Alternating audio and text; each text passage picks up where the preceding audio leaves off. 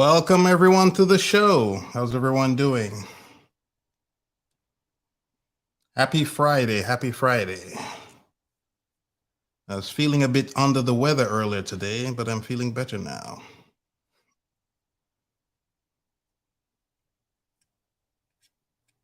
So we got a bunch of people in here and you guys been chatting. That's nice, that's nice. Welcome Igwe's daughter. Welcome the positive therapist.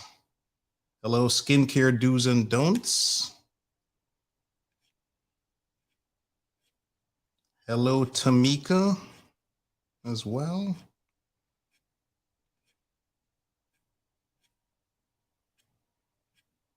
Yeah, welcome guys, welcome. We have a pretty great show here tonight. Curious to get your guys' opinion on this. Somewhat of a controversial topic. Definitely a bit controversial. Yep.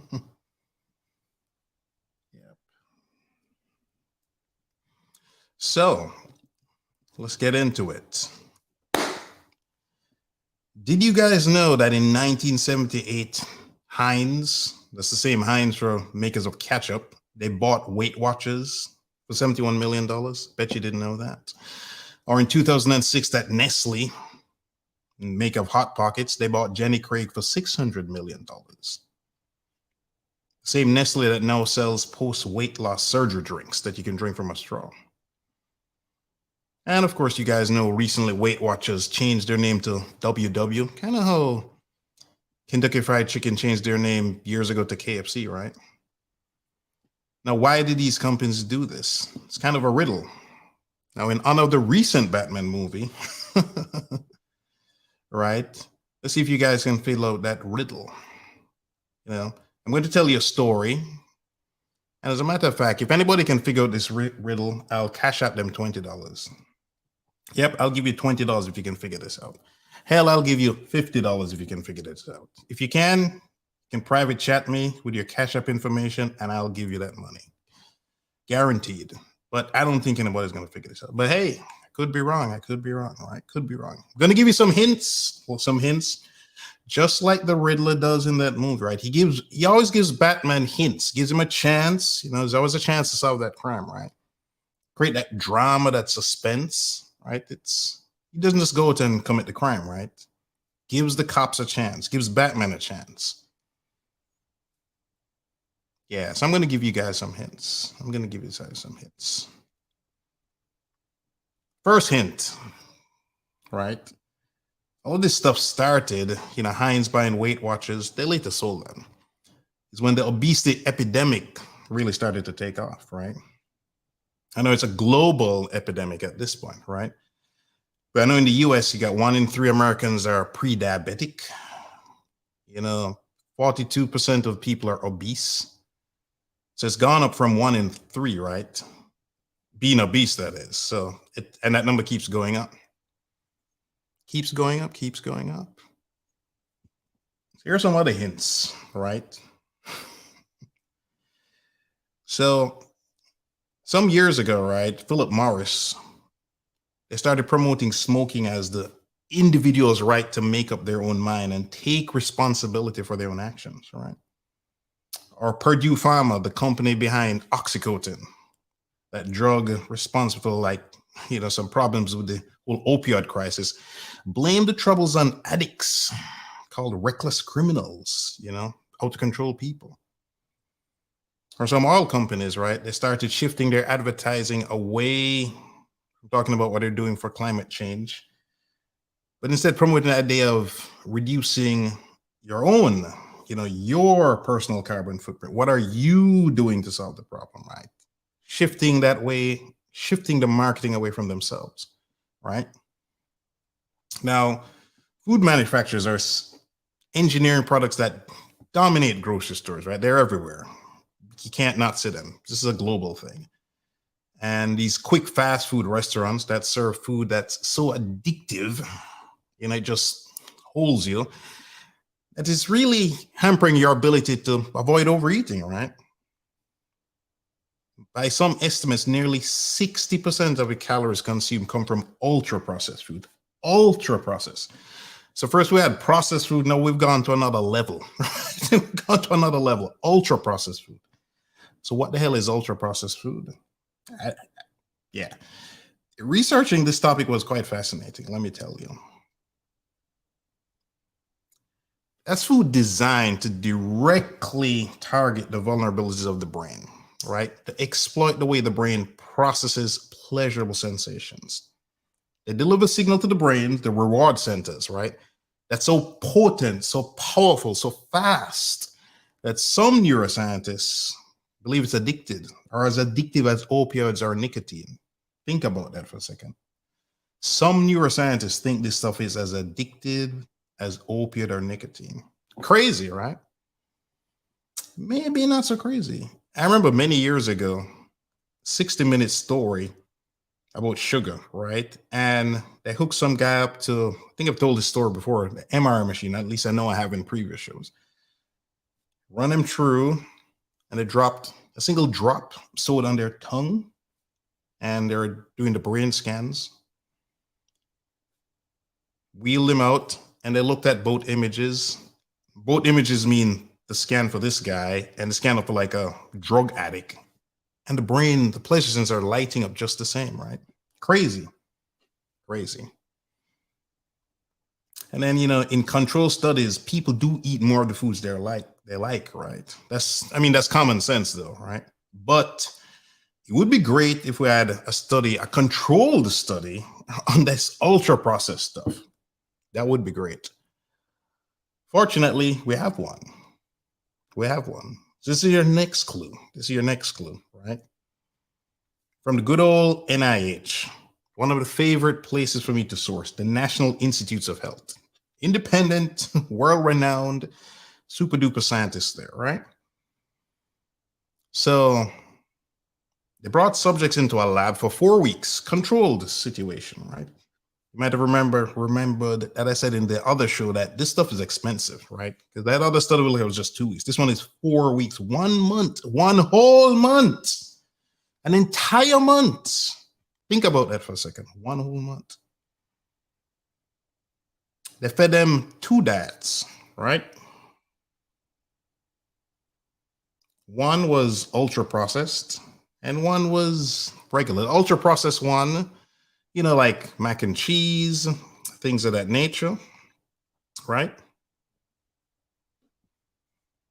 Chicken nuggets, pancakes, right? So the key, they're comparing these things to processed versus minimally processed, right? So it's comparing like very bad to bad. Just to be clear here. It's not like they're comparing bad to good, right? Because the minimally processed, now you're talking pasta with shrimp, salad with grilled chicken, oatmeal, nuts and bananas. No. So to be clear, that's not exactly bad, right? Well, it depends what you're putting on that chicken, right? Or salad dressing. Subjects were told to eat as much as they wanted to. As much as they wanted to. Think about that. As much as they wanted to. Now, the result is not shocking, but it's still shocking. The ultra-processed group, right? They consumed 500 more calories per day. 500. That's crazy. Regular viewers of the show know, and maybe even you're not, to lose a pound of fat a week, you typically need a caloric reduction of about 500 calories, right? Whether it's you eat less, you work out more, or some combination, right? So this group, the ultra processed group, they ate 500 calories more. Think about that, per day. Just imagine you just add 500 calories to your daily things. So what do you think is going to happen? What do you think is going to happen? They're going to get fatter. That's what's going to happen. Bigger. They gained a couple of pounds. This was in 2 weeks. 2 weeks. The study was 4 weeks, but these guys did that in 2 weeks. Couple of pounds. Yeah. Interestingly, both groups, ultra processed and minimal processed, rated the foods as equally good tasting. Let me say that again. Both groups, the ultra processed McNuggets, mac and cheese, and grilled chicken and salad over here, they both said both meals tasted good. I've talked about this concept before, guys, right? You can lose weight, look good, eating foods that taste good. This is possible. I know it's hard for some people to wrap their brains around, but it's possible. Because both groups said the food tastes good. The group that the food made them fatter and the group that didn't put on the weight. Right? Yeah. So why is this happening? It's a good question. This may be another hint here, right? Maybe, just maybe. Calorie density. So there are about 2 calories per gram in the processed food, right? And in the unprocessed stuff, it was closer to 1. 2 versus 1. 2 versus 1. 2 is bigger than 1, right? Exactly. Also, people who ate the ultra processed stuff ate it a lot faster, right? Just think of all that easy stuff. You go to the movies, popcorn, some chocolatey thing, some soft doughy thing, melts in your mouth, not in your hand, right? Yeah. Easier to swallow, easier to just gobble, gobble, gobble, gobble, gobble. You blink, you consumed a ton of food, right? So your satiety signals are going to be delayed. How delayed? Well, I remember years ago reading about a study. The restaurant, they simulated with a bowl, they hooked some tubing up below, so the bowl would keep refilling with soup. Essentially, it wouldn't lower. And some people would just kept mindlessly spoon when they came in. Some people ate up like 3 bowls of soup because their brain said there's more soup, drink. I mean, when you were a kid, right? Your parents told you eat all your food. You wanted to clean all your plates. So visual stuff matters, right? Your eyes matter. And this is not a new phenomenon, you know? There's this Penn State nutrition professor, Barbara Rolls. She's been studying this stuff for a couple of decades now, right? Here's another example in an actual research subject here. You know, they gave people the same cereal in 2 different forms, right? Flaky high volume and crushed lower volume. They ate a third more of the crushed version because the flaky stuff filled up the space, right? The crushed stuff was more, just condensed. So basically, the more food that's there is the more you eat, you know? Because the crushed stuff took up less space, they could fill it up with more, right? They just kept gobbling it up. So this is a problem, right? This is a big problem. Half of the people in the US either have diabetes or pre-diabetes. You know, 3/4 are overweight. Touched about obese people before. I used to be obese. This is all CDC statistics, not stuff I'm pulling out of my you-know-where, right? But even amongst children, this is a problem. Children aged between 2 and 5-year-old, right? 1 in 10 of those kids are obese. Not overweight, obese. Obese is pretty big, right? I'm not talking a little chubby here. And when you're obese, right, without any other risk factors, people like that are hospitalized at 3 times the rate of those who aren't. Yeah.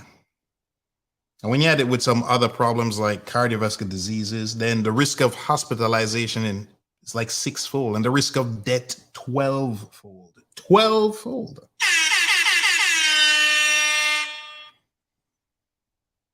I mean, that's, yeah. And regarding dieting, right, the best methods, people lose about 5% of the weight, studies show. But at worst, it shows into this vicious cycle, right? Like I was on, lost 65 pounds, put it back on, say up and down, up and down. And what are you doing when you're doing this? You're beating yourself up, right? Some self-loathing, maybe. Not good for the self-image, self-esteem. Nope. Every year, almost 200,000 people in the US get bariatric surgery to reduce their stomachs, right? Nestle, they make up Hot Pockets, thing that helps make you fat, right? They also sell post-surgery drinks. I think I mentioned this earlier on. You can drink through a straw, you know?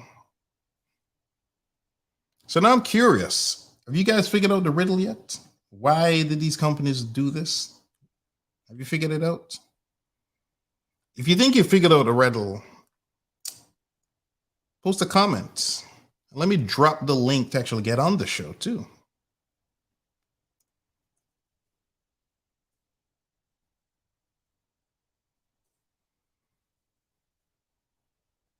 Let me drop that link, because I think this is a pretty fascinating thing. Let's see, let's drop that link.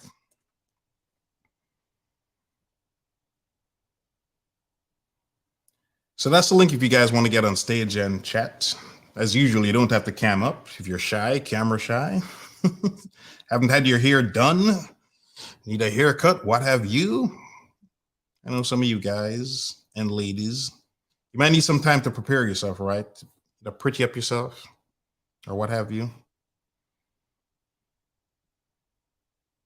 The positive therapist thinks the answer to the riddle is money. You're gonna have to elaborate on that a bit. You're gonna have to elaborate on that a bit. If that is your answer.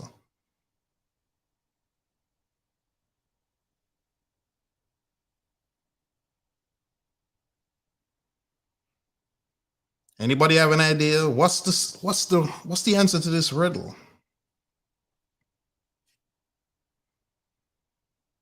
You remember, Heinz bought Weight Watchers, Nestle bought Jenny Craig. Why did they do this? Why did Weight Watchers change its name to WW? Gave you guys a lot of clues. I don't know. I'm not sure if you guys are going to earn this money tonight.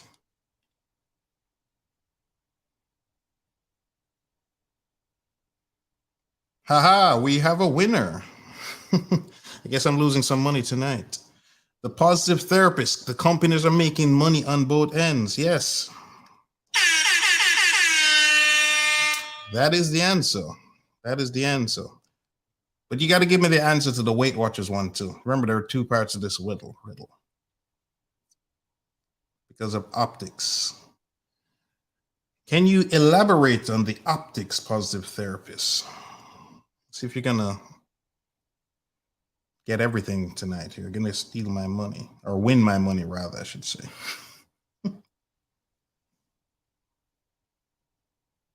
Put in there what you think the answer is.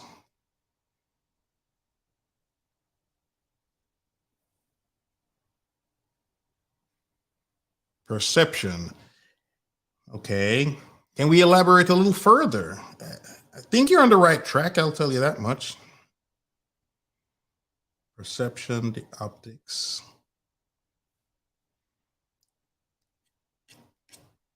You know, I'm going to give it to you. I'm going to give it to you because I think you're almost there on the Weight Watchers thing. You're pretty much there. So it's a two-part answer, right? First, these companies made a ton of money by making us fat. Then they convinced us it's our fault. And they've been making money trying to make us less fat. Because they've been very good at promoting exercise as a solution for obesity. And all we have to do is just control ourselves. That is true, but it's not that simple, right? It's not that simple. It's not that simple. For the Weight Watchers, you know, everything's about wellness, self-care, body positivity. So WW, yeah, it sounds better than Weight Watchers, right? Weight Watchers doesn't sound as positive, right? Like I gave you that hint with Kentucky Fried Chicken and KFC, right? Selling the same chicken, but does KFC sound fattening compared to Kentucky Fried Chicken? You know, it's the same fried chicken, right? The Colonel's secret recipe, right? I mean, loved KFC growing up as a kid.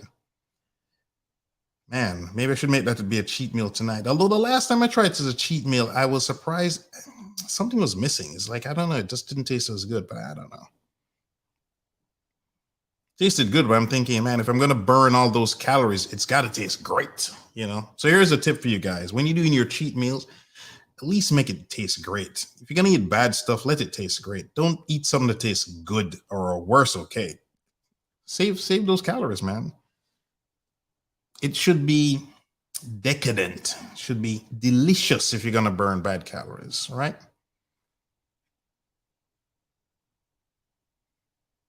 So I mean, there's several ways we can look at this, right? What can we do about this? What can we do about this?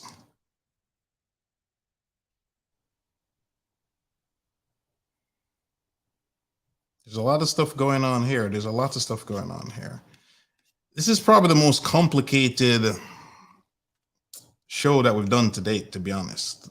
So it'd be great if we have some people calling in to talk about this. It is pretty complicated.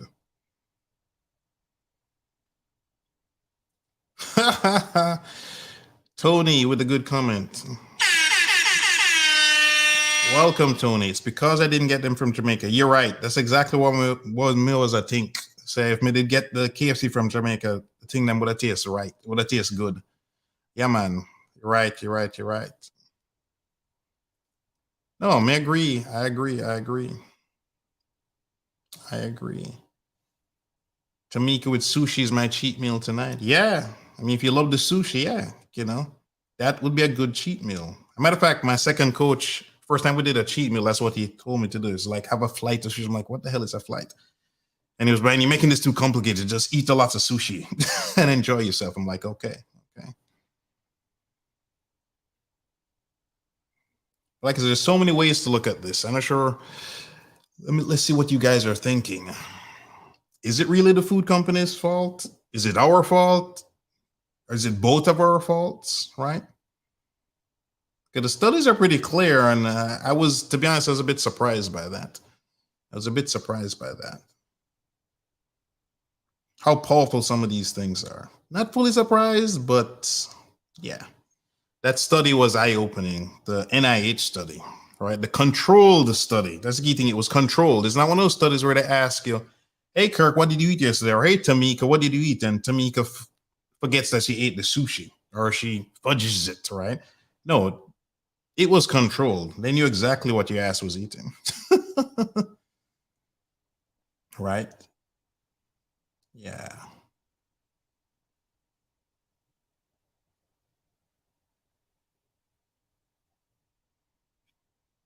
Yep, yep, yep.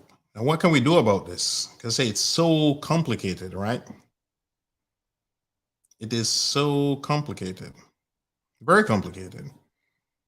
You know, there's a guy, Mahmoud Khan, who was the head of research and development at Pepsi, right?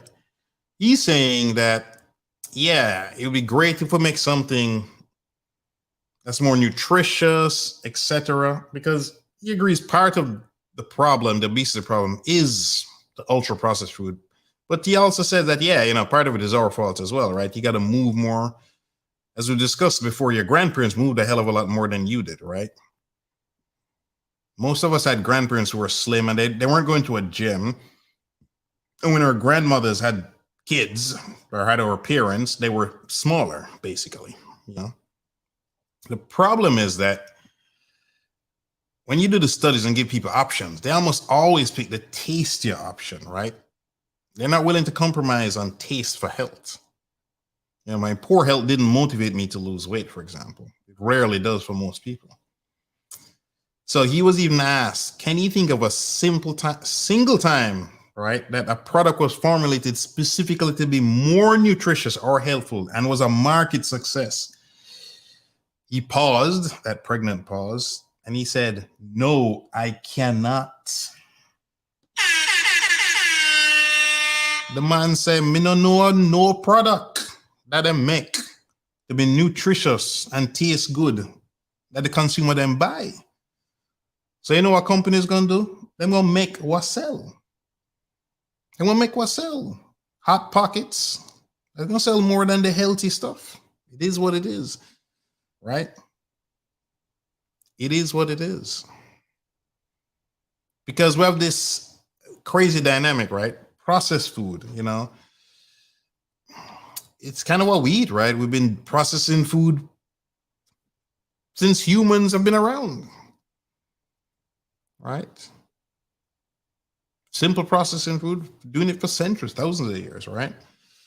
It was great until it wasn't, right? Imagine back in the day when you had to bake your own bread, right? Yeah, to really make your food, quote unquote. I mean, what we call making our food today is not really making the food, not compared to what it used to be, right? That freed up a lot of women being stuck there doing stuff like that, freed up a lot of time. And companies are so good, somebody said in the chat, at the marketing to us, right? They're trying to make that money, right? Trying to get that money. Trying to get that money.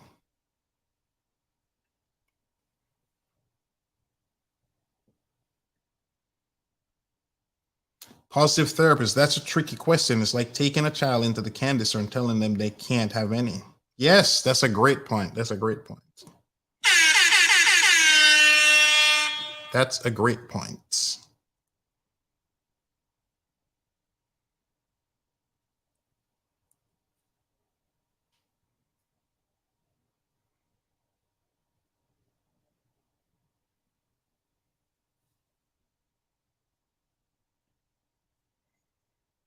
Skincare do's and don'ts. The current American society is a lot more sedentary than our foreparents. Also, there are more desk jobs now than back when our grandparents worked, more agriculture and industrial jobs then. That is true. That is true. That is true. That's a good point. It's a pretty good point. That's a great point.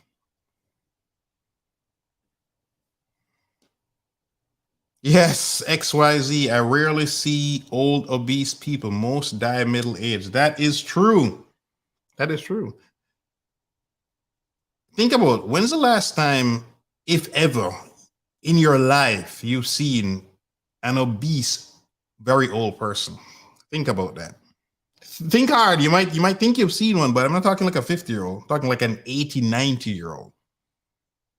Have you even ever seen this? Hell, have you seen this on TV or in a book or a magazine? Anywhere. On the internet, anywhere. Forget seeing it with your own eyes live. Just have you seen this anywhere? I don't think so. Yes, and please like and share. I agree with that. Hit that, smash that like button, subscribe and share, guys.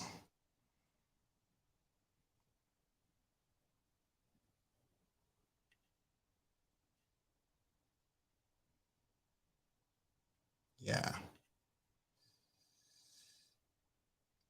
It's another good point by Tony. Bad food is cheaper than healthy food. Yes.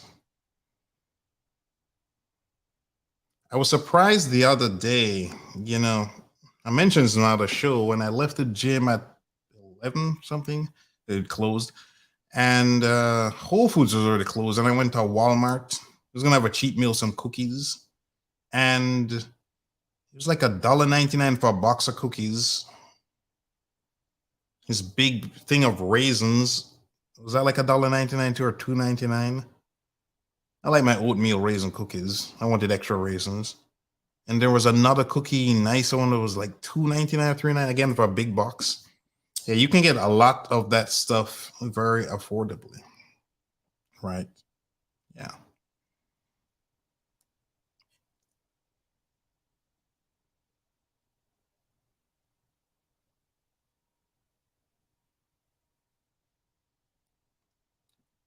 There's an entire new theory in psychology called positive psychology.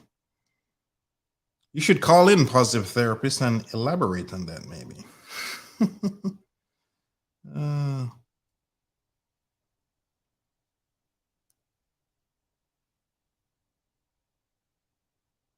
yeah, it's a tricky thing. It's a tricky thing. You know, you can do some parallels to the tobacco industry, right? You remember? Well, maybe you don't, but for years, They were saying defaultly with smokers until like the 90s when the research came out showing scientifically that nicotine is addictive, right? Then it started losing lawsuits.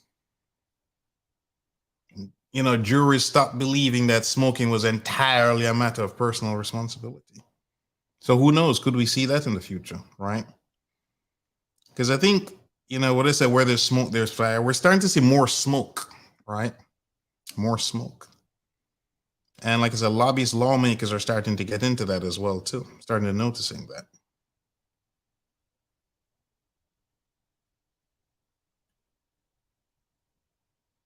So, yeah. That's a thing. That's a thing. So let me know, what do you guys think about this, right? Is it our fault? Is it their fault? Is it both our faults? You know what I mean?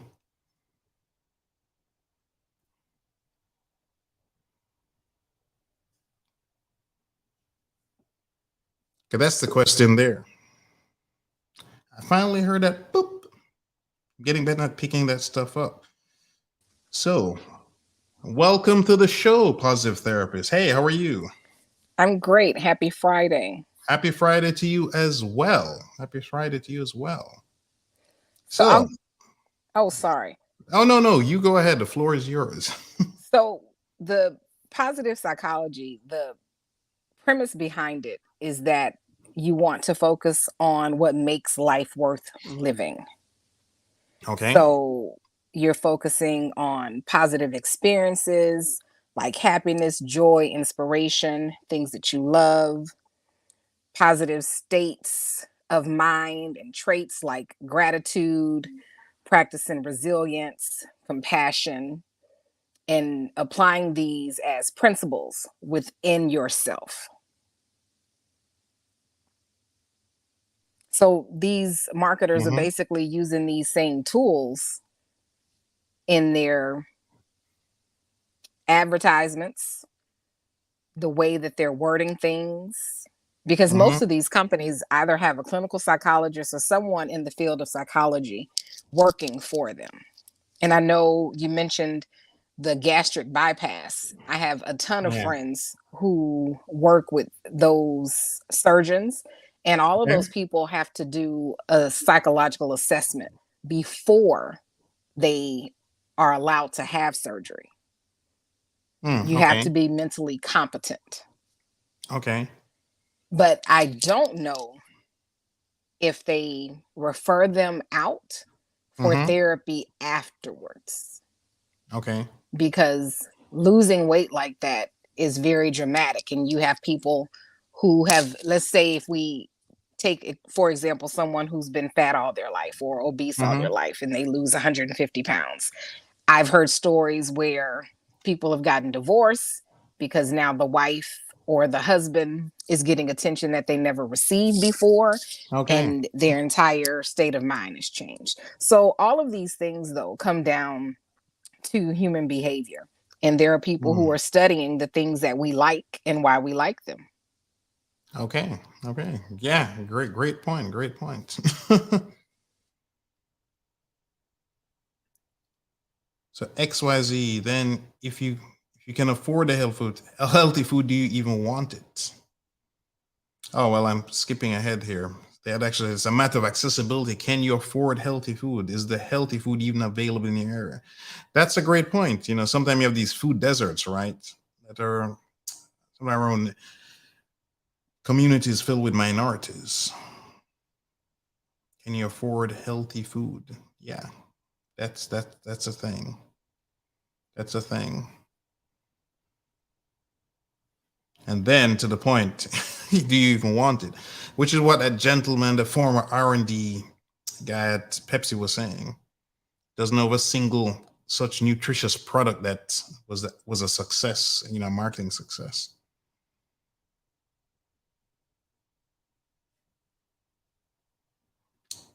Yep, unhealthy food still seems to reign supreme with most people. That is correct. So with the bariatric surgery, positive therapists, right? They are doing some kind of therapy before they get the surgery, right? So Correct. this is what, to prove that they, well, yeah, what exactly is they're trying to prove when you say they're competent to do what? To keep off the weight or what?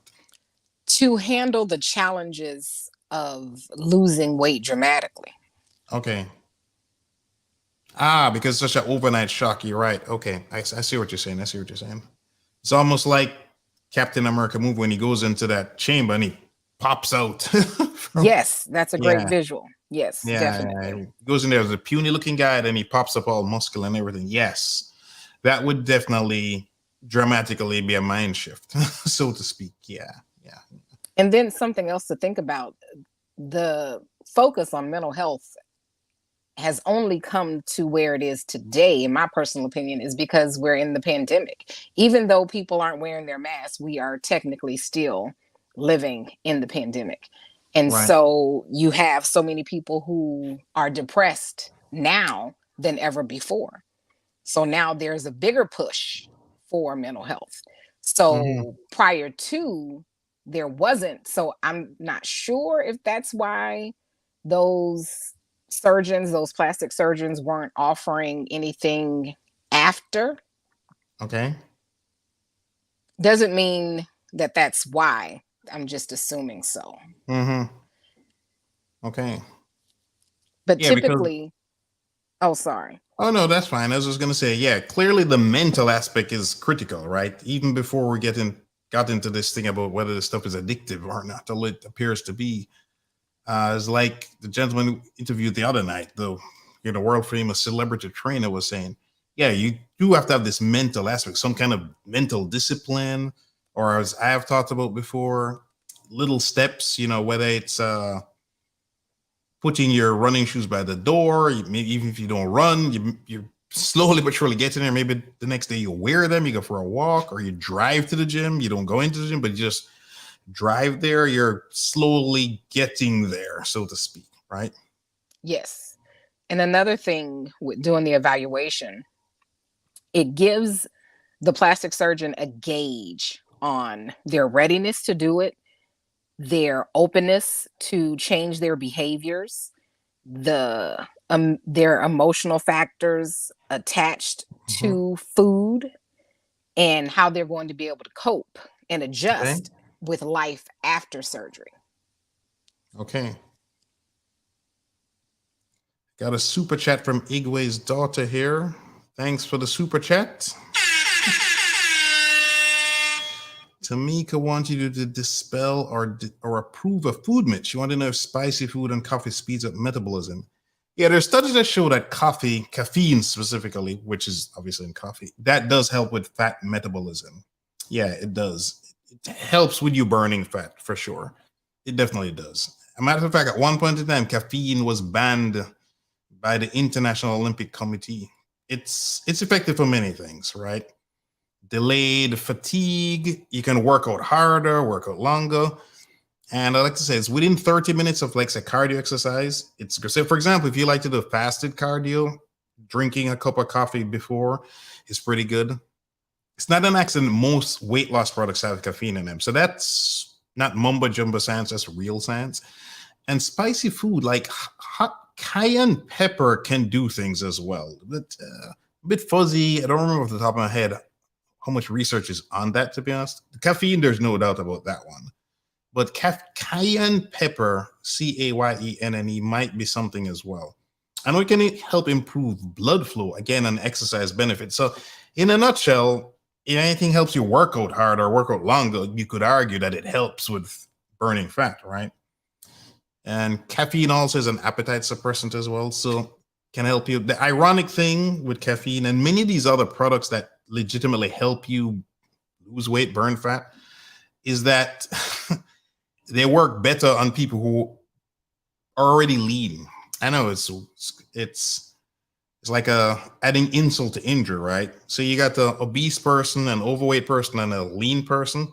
The caffeine works best on the lean person. Still works pretty good on the obese person, but yeah, I guess it kind of makes sense if you think about it. The more in shape, the more healthy you are, the more everything works better, right? Your body's working better. So that's not an accident, right? The way I eat now, if I ate like this 3-4 years ago, I'd be getting fatter because my body was in a different space. I eat way more now, even though I'm significantly way less than I did a couple of years ago. So yeah. Thanks for the super chat. I really appreciate these super chats. I know it's your hard-earned money. So thanks for sharing that with me. I really appreciate that. But yeah, the key thing is that these companies made money while we got fatter. Now they're making money on the flip side. And they identified this thing a long time ago. Like I said, Heinz bought, I was shocked when I found that out. I even found like a link with the article. 1978, like black and white newspaper stuff. Actually, can I share my screen? I'll show you guys. It's like Back to the Future. It's going back in time kind of a thing.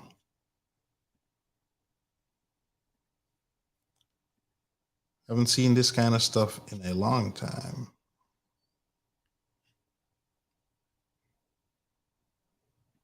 There we go. May 5th, 1978.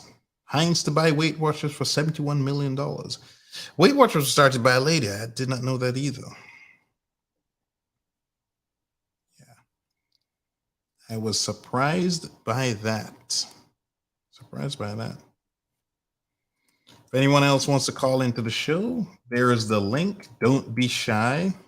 Don't be shy. So positive therapists, like I said, a lot of this stuff is mental, right? But when something is proven to be, I know we'd solve this tonight, proven to be addictive, right? Like sugar, it touches those pleasure centers, etc. And it's everywhere. What are some tactics, would you say, to help to try to minimize the damage of these kinds of things? I typed this earlier in the chat that anytime I diagnose a kid who has ADHD, the first thing that the parents ask is, what is it that they can do? Because some parents don't want to put their kids on medication. And so the first thing I always tell them is to change their diet. And the number one thing is processed foods. Number two is high fructose corn syrup. And then 3 is sugar, because sugar is the devil. Yeah. So I would say, I don't want to say wean yourself off. I don't know if that's try and remove those things from your diet. Because when you were talking about the control study, if you had a group that weren't eating those things, they probably would have chosen the healthier options. Because think about it, for people who like Coke, if they don't drink a Coke for over 30 days, the desire is no longer there to drink the Coke. Unless they drink a Coke, then those things are fired in their brain that this is what you've been missing and you want. So then you drink 2 Cokes. Okay. No, that's fascinating. It's almost like similar to a drug addict, I guess, right? Most definitely. Because all of these things, when it comes to the brain, it's so fascinating, but it's the neurons, and you want to create new neurological pathways. So that's changing a behavior, and that's how you do those things. Gotcha. So Igwe's daughter, okay, she said her grandma told her that, referring to Tamika's comment above. So she'd be happy to know she wasn't wrong. Yes. Hey, your elders know things. They know things, right? They know things. So you mentioned, triggered my memory. You're talking about, the psychology of it. But yeah, you're right. And wean yourself off that, in hindsight, that's what I did accidentally. No master plan on my part. I mentioned this before in shows. I went from sodas to orange juice to other fruit juices to like Propel. I never did get into the Gatorade as much. There were some Gatorades I liked, but those kind of flavored drinks to flavored water to water. Because my taste buds, I couldn't go cold turkey from soda or orange juice down to water. Water just literally tasted bad. If I wasn't thirsty, water did not taste good sometimes. A carrot tasted like I was biting into a lemon. That's how messed up my taste was. So I think weaning off is actually, I think that's a correct term in a sense, right? And then you can't rely on willpower. Tell a good story. When I was doing triathlons, there was a guy, I think it's New Zealand, maybe a coach, and he was talking about he had a rule: no fast food. And then when he was starting traveling, some of these big international events, he would make an exception because airport food is very expensive, and in Europe it's even more expensive. So he would say, order a Burger King or what have you, and he would do that. The problem was, he said, slowly but surely, he started to justify eating in other times. He went from only traveling to only on the weekends, then only on certain other days. And it was so insidious and slow encroaching. That's when he said he had to go back to his original rule of none. Basically, he couldn't rely on. So the moral of the story here is, if you keep this kind of stuff in your house, you're going to be tempted and you're going to eventually crack, right? When you have a cheat meal, ice cream, cookies, whatever it may be, pizza, eat it and then get rid of it. Don't keep the leftovers, the remains. I mean, you may feel like you're wasting food, but give it away if you want to, right? But don't just, if you keep it around, you're going to be tempted, man. And even if you're strong and you resist, why stress yourself out like this? I don't know if you have any thoughts on that, positive therapist. I do. Our brain has a strong response to dopamine. And anytime you're eating those things, it's feeding the dopamine. And so that's what keeps those cravings coming. Okay. Yeah. XYZ. Some people are emotional eaters. They end up using another source to heal them if they can only eat as much due to surgery. They follow up with another comment. Some turn into alcoholics after surgery. Wow. Yeah. So after seeking a therapist, he actually talked about that. Did the show on, I think, Fat Girl Fed Up. Yeah. So seeking a therapist prior to surgery will address their relationship with food. You're right. They're shifting one addiction from one place to another. Yeah. Right. It's just one vice to another Mhm. vice. And there are Yeah. people who actually fail the psychological assessment. Oh, wow. So they get rejected from getting surgery. Yes. Oh, wow. Okay. That's Eight, interesting. 18% of 500 people. There was a study done. Wow, that's pretty big. That's almost 1 out of every 5 people. Yeah, wow. Yeah, that's a lot. That's a lot. But I could intuitively make sense as well. Like, I could see that. Actually, I could see that. Yeah, I could actually see that. It's a big number, but not surprising now that I'm thinking about it. Some And of a this lot of could- people who are emotional eaters don't even realize that that is what their issue is. Yeah. Yep. Because I know sometimes with drug rehab places, they'll get people into exercise because that's healthy, it's good for the brain, blah, blah, blah, blah, good for the body. But sometimes some of these people could have an addictive personality. They're transformed doing well, but then they may start taking performance enhancing drugs, for example. And that's their new addiction. And they're not taking a little bit, they're going hardcore on that stuff, let's say. So they've switched some other drug for this drug. So they started off doing a good thing, working out, getting healthier, and then they end up doing bad. So it's almost like they come full circle, in not in a good way, right? Not in a good way. So wow, yeah, it's a very complicated topic, but historically, I think my big takeaway here is that historically we've been told it's strictly our fault. I mean, I believe that before doing all this research, to be honest. I would have said it's kind of like the other day we were talking with, again, Matt, that's Diamante, that celebrity trainer, and someone came up about PTSD, right? Back in the day, if a soldier did something, or people would think, oh, they're weak.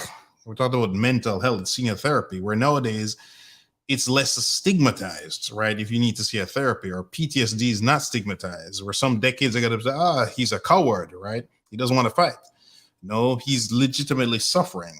So similarly, it's becoming more aware. For sure, I'm a bit more aware now that it's not just go work out and eat. I mean, we always knew that, but I guess the little nuance is that it's also the food, literally, it's affecting you, right? It is what it is. So yeah, it's a difficult thing that way. It's a very difficult thing. The solution is going to be kind of complicated. I don't know if they'll have to have some kind of regulations to limit certain things. I know they've done things over the years to make the packaging more clear as to what's in it, more detailed. So for those of us who are more self-conscious, we look, we read labels, but by and large, the typical person is just gonna grab that box, drink the liquids. That was another takeaway too, drinking your calories. That's another reason you get fat, right? It's so easy to drink a ton of calories. So by and large, those liquid meals should be emergencies. Most smoothies aren't healthy anyway. Yeah, it's a pickle. It's a pickle. Another super chat. Thank you so much. Igwe's daughter. Another question Tamika had before she left. Can you settle the great yolk debate? How bad is egg yolk? Should you always only be consuming egg whites? Society has demonized poor egg yolk. No, egg yolk is fine. There's a ton of great stuff in egg yolk, actually. My second coach had me eat one whole egg each day. Choline is great. That's in the egg yolk. It has good fat in it. It's not very high fat, right? No, the tricky thing is if you're trying to consume a ton of protein through eggs, then you're going to get a lot of fat. Now, if your other meals for the day are lower fat, then it can still balance itself out, right? So the eggs in of itself are not a problem. If you go back in it, I think you might guys remember like the first Rocky or something. He's devouring egg yolks, or maybe it was the second one. I don't remember. Eggs, rather. Yeah, a lot of people with fantastic bodies devoured a bunch of eggs, right? So no, there's nothing wrong with yolk. Nothing wrong with yolk. Lots of good stuff is in the yolk. The egg white is if you just want the protein without the fat, like zero fat. But again, if your other meals are low fat, then sure, have more eggs, right? You don't have to have less eggs at that point in time. You can have the same amount of eggs, right? You're knocking over my drink. Thankfully, it was sealed. But again, I really appreciate these super chats. I know it's very hard to earn the money. So I really, really, really do. Okay, I mean, if you think about it, right? It hit me the other day. Imagine some stranger just walking up to you and giving you $10, $20, $5 or whatever. Right? You'd be like shocked and very appreciative. So I am very appreciative of this super chat.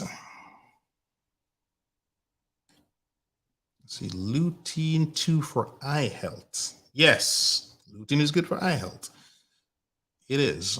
Although an optometrist did also tell me that some things aren't super clear in that, but hey, there's definitely some evidence there going on regarding that.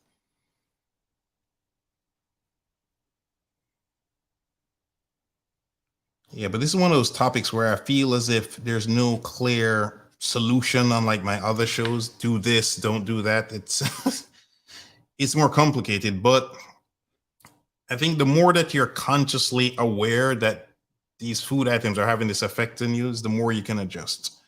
And the reason I said this, I remember when I first found out when you have a bad night of sleep, that the hunger hormone ghrelin gets out of control and you will lust after sugary things, right? So if that happens with me, and mentally I know why I'm fiending for sugary things, whether it's grapes or chocolate or whatever, and just consciously knowing that helps me resist the urge.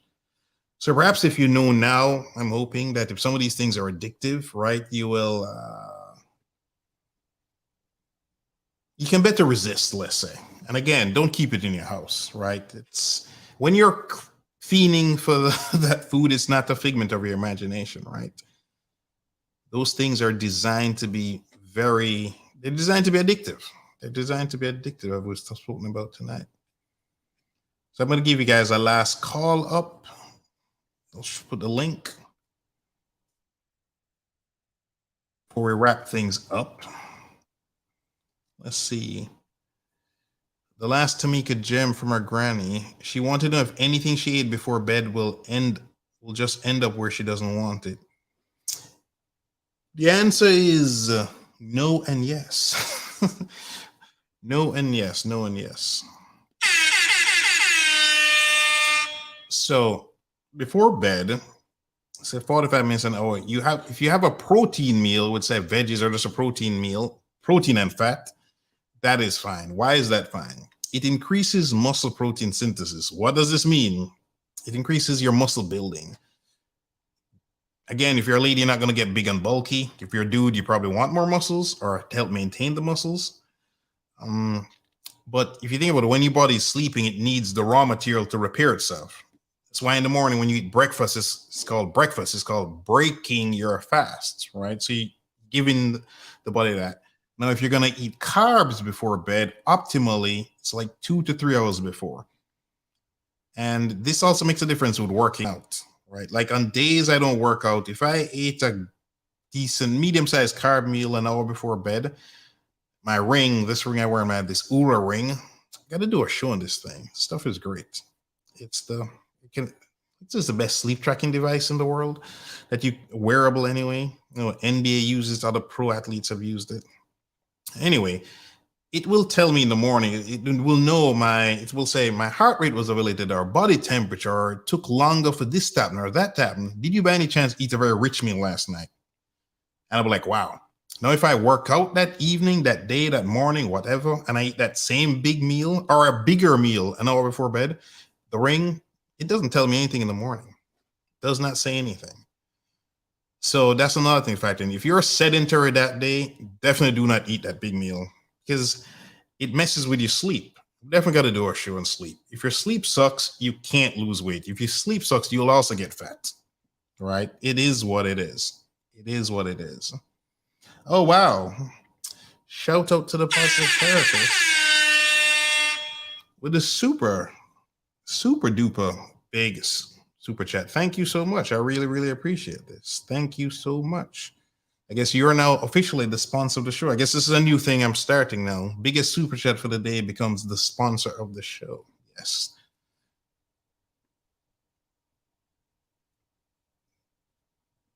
Sponsor of the show. I gotta have something saved where I can easily type that in. And Tamika says, that's exactly what I meant. Aha, yes, okay.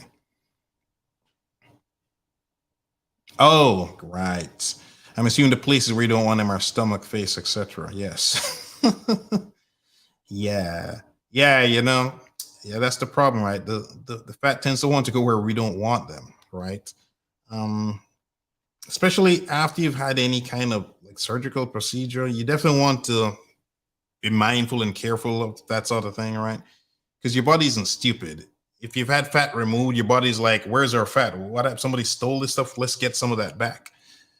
You know, even when you're losing weight, we've all run into this where after a while you just stop, right? Your body's trying to, you know, they have the set point there where it's trying to get back to where you are.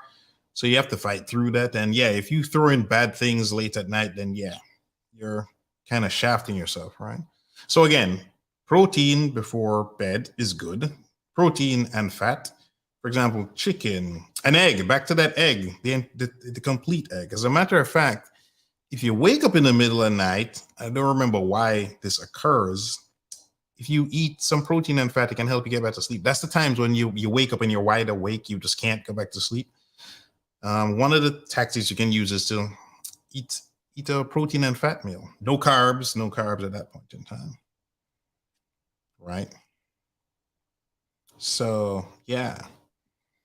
Well, again, complicated show because you don't have a clear black and white answer to the show. So again, thanks for calling in. Thanks again for all the super chats, especially the positive therapist. I appreciate it.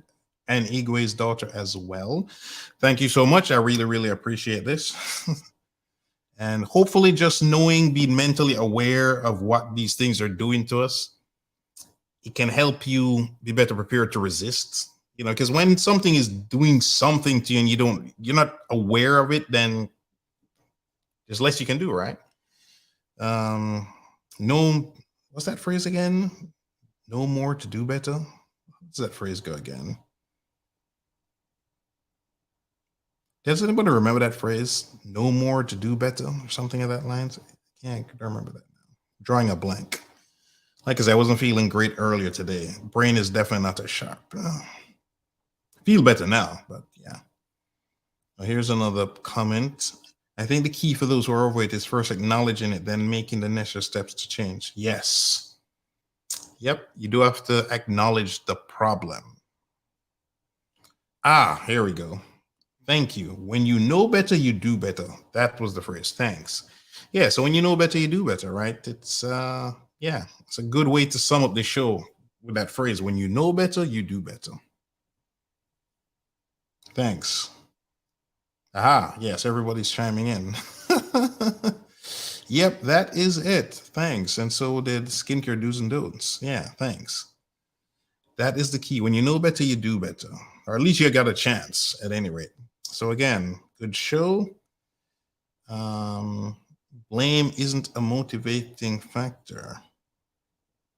Okay. Yeah, you're right. It is not, it does not motivate. That is true. Demotivates in the long run. So again, have a wonderful weekend, guys. Happy Friday. And I will see you guys next week. Laters, me galang now. For those who don't speak Jamaican patois, that's goodbye.